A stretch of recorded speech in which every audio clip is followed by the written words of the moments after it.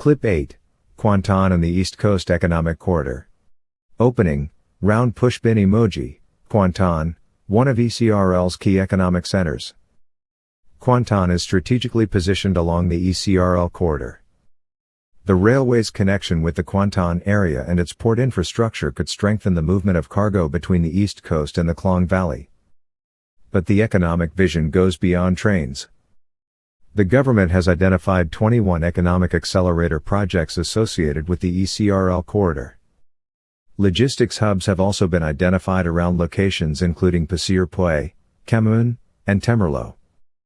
The objective is to use ECRL as a catalyst for new investment, industrial development and employment.